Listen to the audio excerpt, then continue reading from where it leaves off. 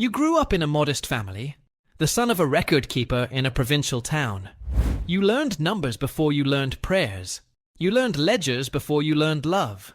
And when the government offered you a position, a stable pay, a government seal, you took it without hesitation. You don't crave for power. You don't despise the poor. But because someone has to do it, you took the job. You became a tax collector. Every season, you traveled village to village with a ledger book, writing down numbers that decided how much grain belonged to the crown. Sometimes the farmers argued. A few even tried to hide a sack or two in the back of their barn. But at the end of the day, the grain was there. When the harvest was good, losing a few sacks of grain hurt, but it didn't destroy them. You kept your records clean. You do not take more than that was owed. You tell yourself you were not among the bad ones.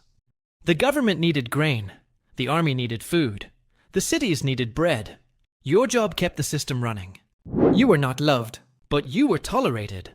You were just another man doing his duty. One year, the rain stopped. At first, no one panicked. Farmers laughed it off. Droughts happen, they say. Next season will be better. But the next harvest fails too. And then another. Slowly, the color of the land changed. Green fields turned brown.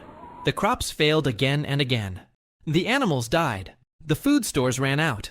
Wells dried deeper and deeper each month. And without anyone officially announcing it, the famine began. Families tightened their meals.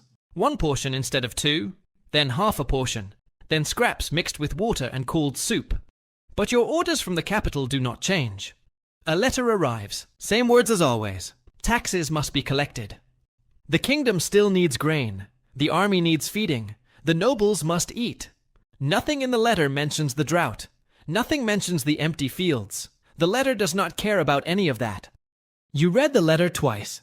Then you fold it carefully, tuck it in your waist, and ride out with your escort of soldiers. But the villages you visit are no longer the same. Granaries are empty. Broken fences lean over dead fields. The streets are quiet.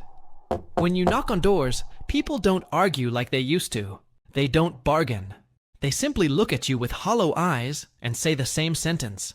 We have nothing left. You inspect the storage. They are telling the truth. But when you open your ledger, their name is still there, and next to it is the number they owes. The soldiers standing behind you are waiting. Suddenly your job becomes impossible. If you return to the capital with empty carts, your superiors will accuse you of corruption. They will say you kept the grain for yourself and you failed your duty. But if you collect what little remains, you are taking food from starving families. If taxes are not collected, the government will send soldiers, and soldiers do not negotiate. You swallow hard and tell them, I'll return next week. As you walk away, you hear someone's wife crying inside a house. A woman leans out of a window and screams at you. She is saying something about her children, about God, about what kind of man takes food from people who are already dying. That sound follows you all day. Soon, word spreads across the countryside. The tax collector is coming. Villagers start hiding grain underground. At night, they bury sacks in the fields and cover them with soil so no one can see. Some families abandon their homes before you arrive. Those who stay behind watch you carefully. A blacksmith hands over the tools he needs to work. A family gives you the blanket they use to survive the cold nights. You write everything carefully in your ledger. Because numbers must match. They always must match. But something inside you begins to tear apart. Every coin you collect feels like you are stealing breath from someone's lungs. Mothers pull children closer when you pass. Old men stare at you with quiet hatred. Children throw stones at your cart. To them, you are no longer a government worker. You are the man who takes food from their starving children. You became a villain in their eyes. At night, you lie awake staring at the ceiling. You ask yourself the same question again and again. If you stop collecting taxes, soldiers will come. They will take more than coins. They will take livestock, homes, maybe even lives. But if you keep collecting, people starve. Hungry people are desperate, and desperate people are dangerous. And maybe this job might cost you your life. One evening, while inspecting a farmhouse, you notice something strange beneath the floorboards. Loose dirt, freshly moved. Your soldiers dig. And beneath the house, You find a hidden store of grain, enough to feed the farmer's family for a month or two.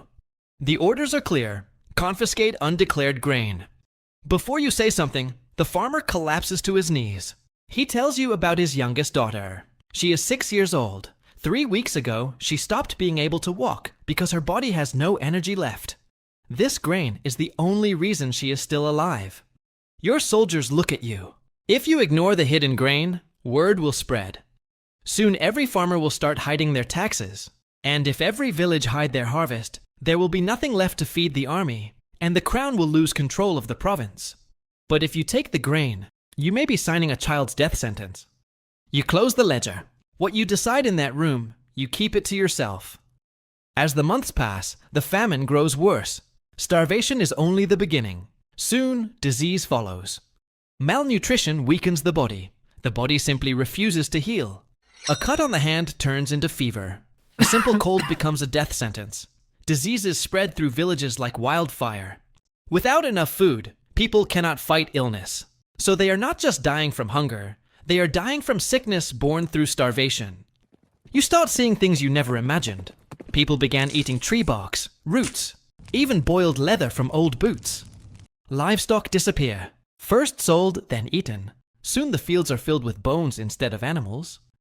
Bandits appear along the roads. Starving crowds attack caravans carrying government grain.